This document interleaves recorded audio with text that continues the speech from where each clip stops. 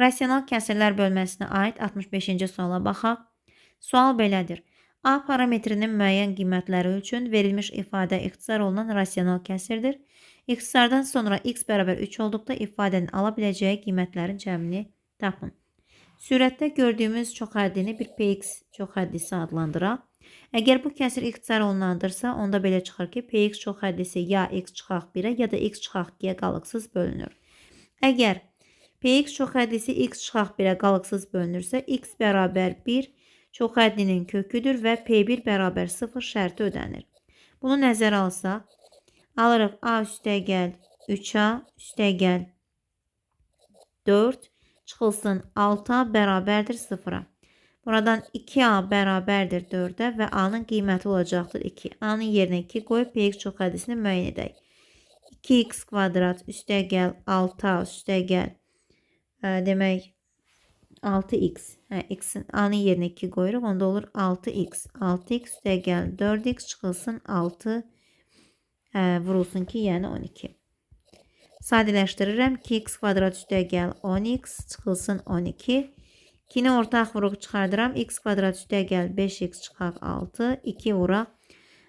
Viet teoreminin əsasən kökləri mənfi 6 və müsbət 1. Bir də ona görə də x çıxılsın 1. X üstəgəl 6 alırıq. Və indi sürətə yazıram. 2 vurulsun x çıxaq 1. X üstəgəl 6. Bunu məxrəcdəki ilə ixtisar aparsam alınacaqdır.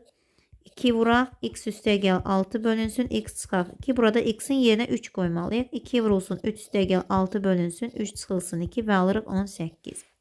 Keçək indi ikinci hala.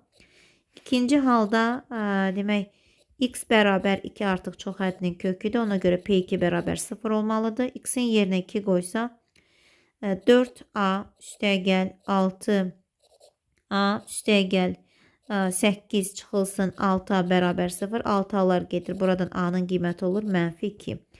Onda px çoxhəddisi olacaqdır. Mənfi 2x kvadrat çıxaq 6x üstəgəl 4x olur çıxaq 2x çıxaq müsbət 12. İndi mənfi 2-ni ortaq vuruq çıxartdım. X kvadrat üstəgəl x çıxılsın 6 alıram. Və bunda kökləri olmalıdır. Mənfi Viet teoreminə əsasən mənfi 3-lə müsbət 2. Onda olacaq x üstəgəl 3, x çıxılsın 2.